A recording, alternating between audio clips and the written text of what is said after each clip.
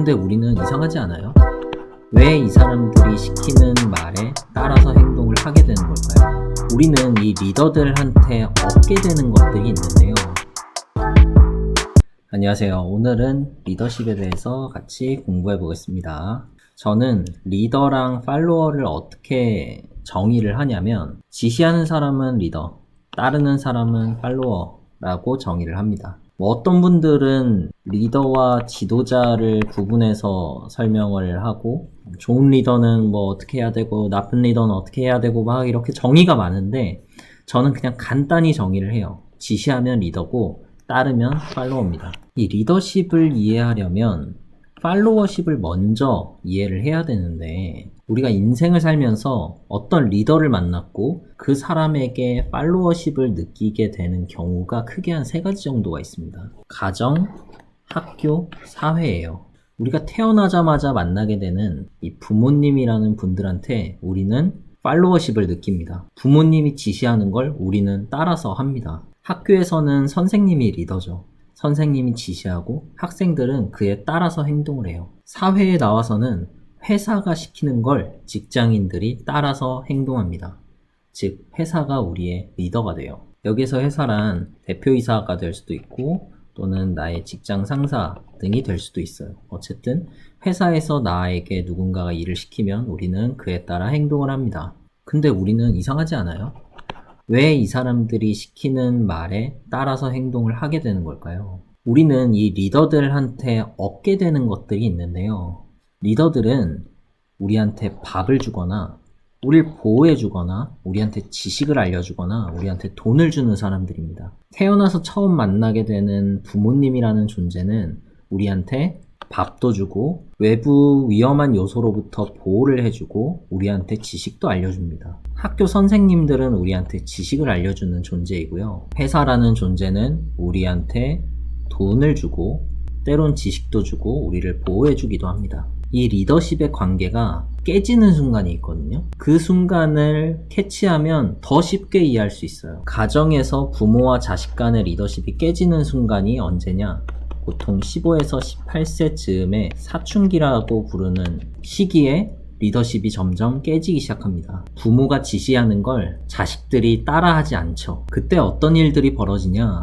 부모가 굳이 음식을 주지 않아도 알아서 차려 먹을 수 있는 나이이기도 하고요. 점차 부모만큼이나 힘이 세져서 부모 없이도 혼자서 위험 요소로부터 나를 지킬 수 있는 나이이기도 합니다. 그리고 부모가 점점 나의 숙제를 도와주기 버거운 나이가 딱 저때쯤입니다. 학교 선생님은 우리에게 지식을 주는 사람입니다. 근데 이 지식이 필요 없는 친구들도 있죠. 우리가 흔히 불량 학생 이라고 부르는 친구들은 학교에서 지식이라는 걸 별로 원하지도 않았고 얻고 싶지도 않아요. 그렇기 때문에 당연히 선생님과의 리더십과 팔로워십의 관계가 성립될 수가 없습니다.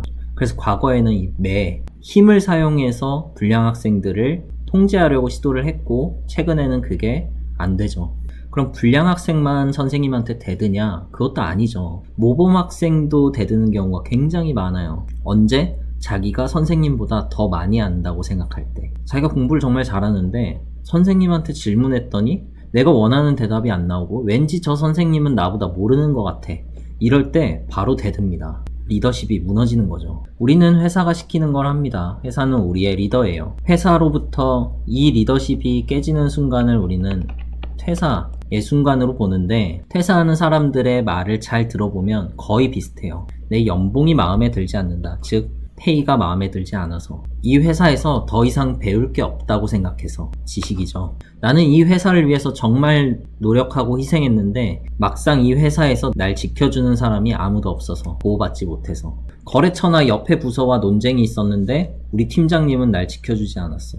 내가 생산직 직원인데 내 동료가 다치거나 팔이 잘렸는데 회사는 그 직원을 나몰라라 하고 오히려 꼬리 자르기를 하는 모습을 봤을 때 퇴사 각이죠. 퇴사하는 사람들의 이유를 들어보면 거의 이 요소를 벗어나지가 않아요.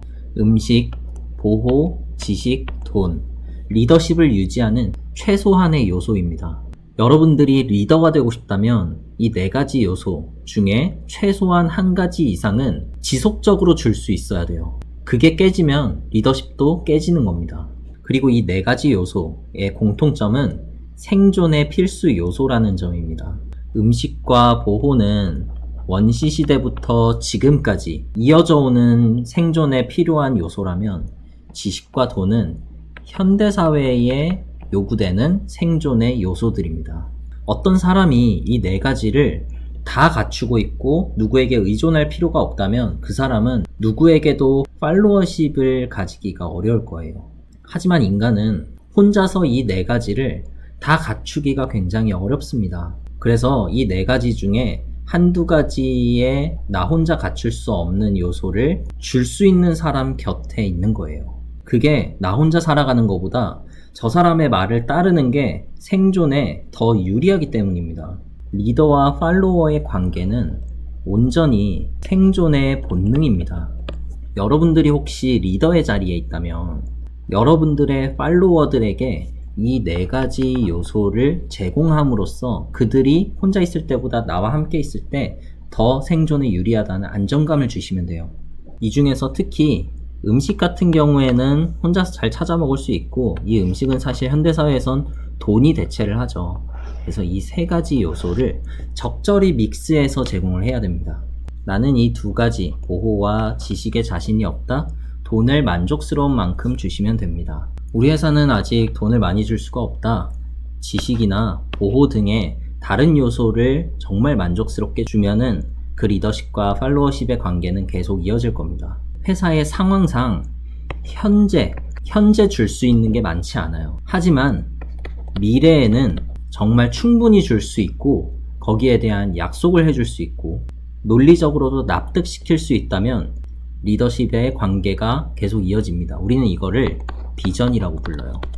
현재의 리더십을 유지하는 요소가 부족하지만 미래에는 확신을 줄 수 있다. 제가 리더십을 유지하는 요소로 대표적인 이 네 가지를 말씀을 드렸는데 그 외에도 여러 가지 요소가 더 많을 거라고 생각을 해요. 사람이 생존을 하는데 이 네 가지만 가지고 생존할 수 있는 건 아니잖아요. 근데 가장 중요한 건 팔로워십이 발생하기 위해선 생존의 필수 요소를 얻는 데 있어서 나 혼자 있을 때보다 누군가의 말을 따르는 게 더 유리할 때 그때 비로소 팔로워십이라는 게 생긴다는 거. 즉 리더십과 팔로워십은 어디까지나 생존 본능이라는 거. 여러분들이 좋은 리더가 되고 싶다면 여러분들의 생존의 바운더리를 넓혀보세요. 그러면 팔로워들이 늘어날 거고 그 팔로워들도 오랫동안 여러분들과 함께하게 될 겁니다.